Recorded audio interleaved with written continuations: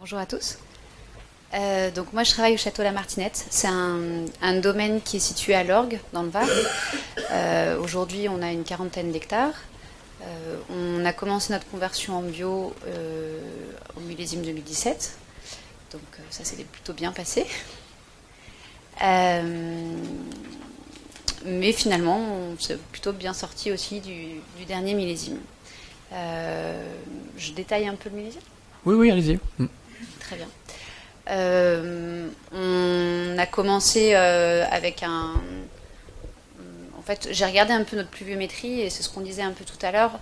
Nous, on a eu des grosses précipitations mi-avril, une petite pluie sur la fin d'avril et du coup, on a l'habitude de démarrer en fait notre stratégie phyto avec un premier traitement relativement tôt, généralement avant d'avoir les premiers symptômes des premières pluies, avec un dosage en cuivre qui est relativement léger.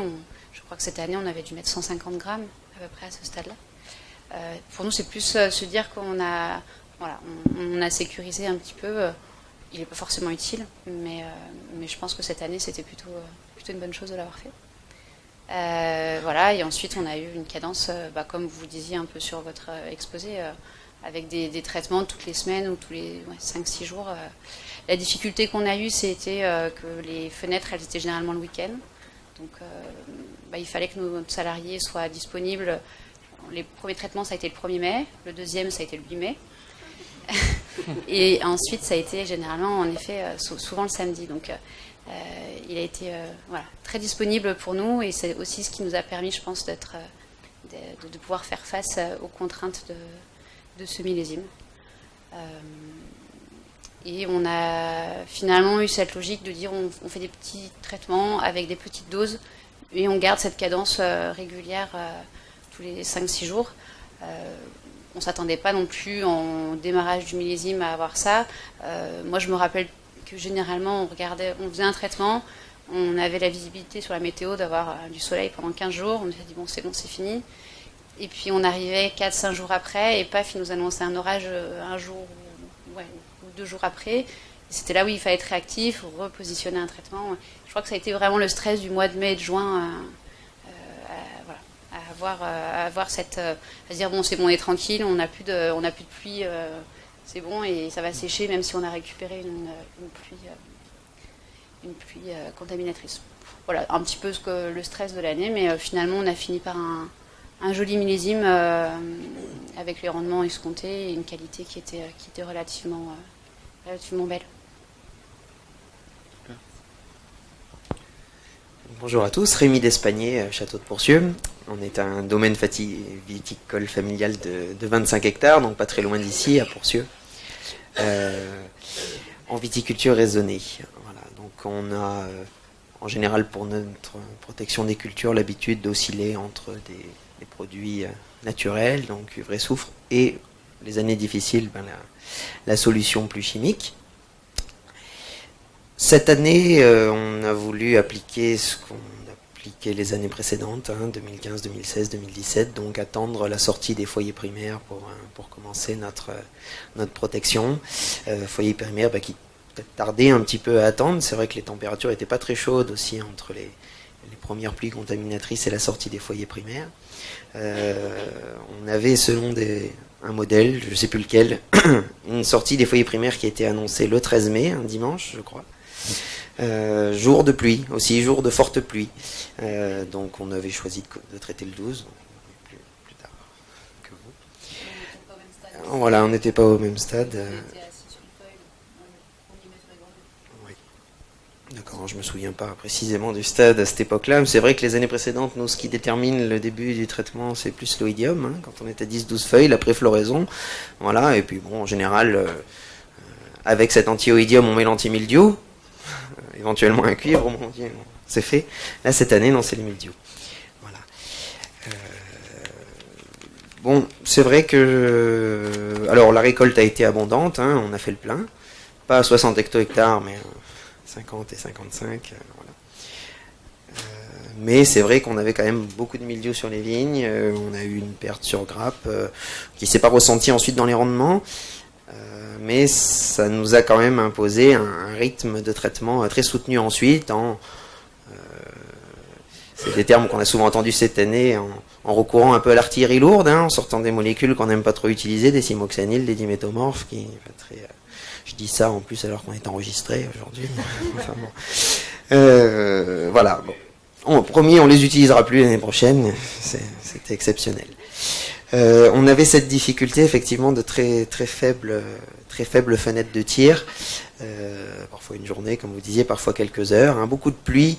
Beaucoup d'humidité sur les vignes. On a souvent, nous, ici, comme ailleurs, l'habitude de traiter la nuit. Ça a plein d'avantages, mais cette année, c'était vraisemblablement pas ce qu'il fallait faire.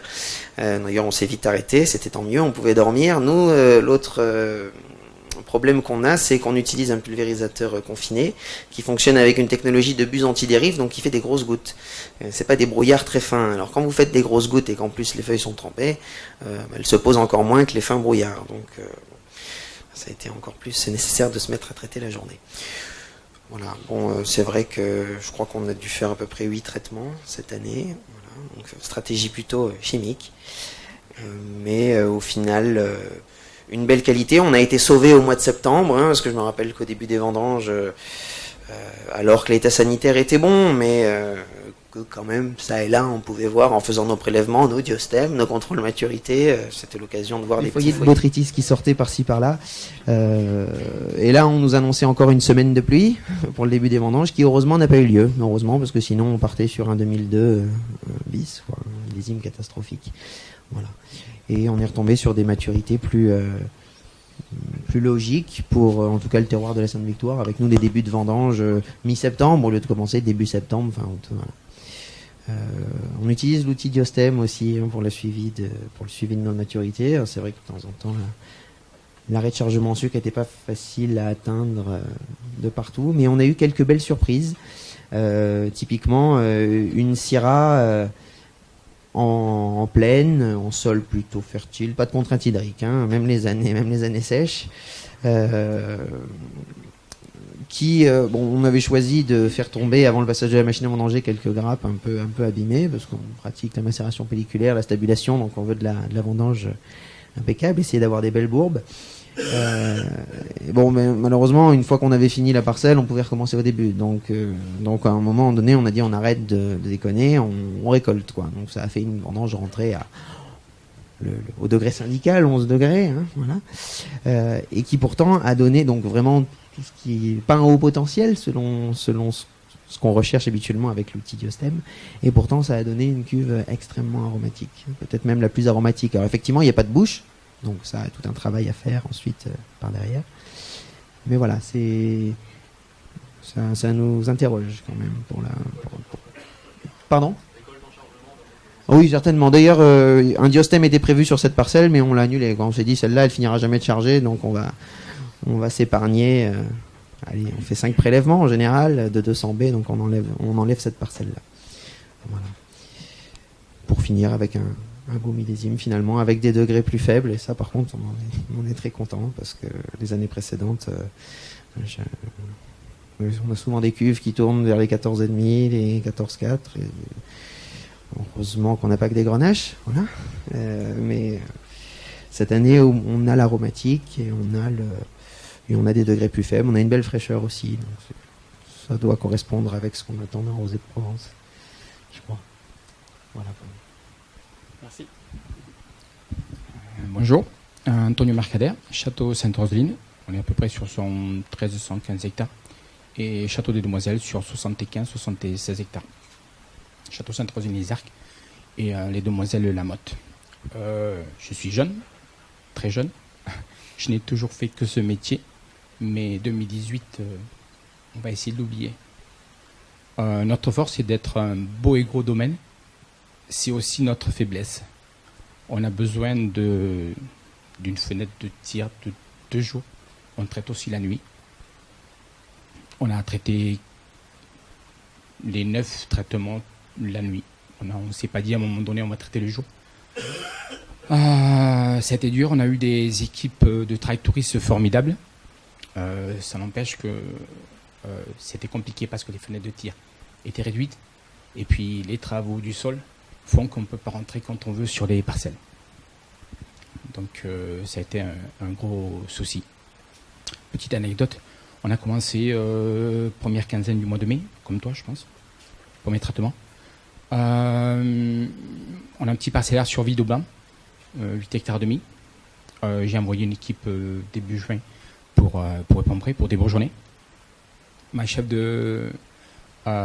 d'équipe m'appelle, Antonio, on a un petit foyer de Midiou. J'y vais, je passe les 3 quarts de ma journée à faire toutes les parcelles. J'ai trouvé 3 taches de mildiou, 2 sur feuille, une sur grappe. Je vois ma direction le soir en rentrant. On décide d'attendre de finir de débourgeonner pour ensuite enclencher un traitement.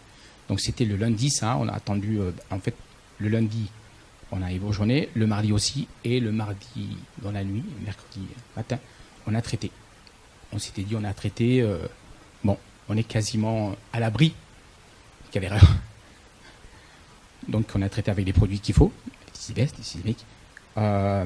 Il s'est passé que on était tellement sûr de notre traitement qu'en fait on s'est dit, tiens, voilà, là on va stopper les dégâts. Bon, j'ai fait toutes les parcelles, hein, il y avait quasiment rien. J'y suis retourné le lundi, c'est une véritable catastrophe. On avait quasiment tout perdu. Donc on a retraité ensuite le lundi soir pour essayer d'éradiquer, de garder quand même un petit peu le foliaire. Autant dire que ces 8 hectares et demi, on a perdu 90% de la récolte. Voilà, c'est une année difficile pour beaucoup. Ensuite, on n'a pas subi, mais ça a été une lutte très dure. Moralement, parce que c'est quand même dur de se dire on a un beau vignoble en Provence, et du fait de toutes ces pluies sans cesse, puisque je crois que jusqu'au à peu près le 15 juin, il n'a fait que pleuvoir toutes les semaines. C'est des dates assez en plus assez critiques pour le Midiou. Et donc en fait on n'a pas subi, mais on a limité les dégâts quand même, parce qu'on a eu quand même de belles, pas trop mauvaises récoltes. Pour nous, ce n'est pas un super beau millésime, enfin, je pense, hein, mais quand même on a réussi à limiter les dégâts. Mais je ne sais pas ce que va être 2019, ça ne sera pas pire. Je l'espère. Sinon je démissionne. Je plaisante. J'aime ce métier. Voilà. Et sur le reste du millésime, juste maturation, tout ça la maturation, ça s'est bien passé. Il y a eu quelques blocages en milieu et fin de vendange pour certaines qualités. Donc on s'est arrêté pendant quelques jours. On priait pour ne pas qu'il se mette à pleuvoir. Bon, ça l'a fait.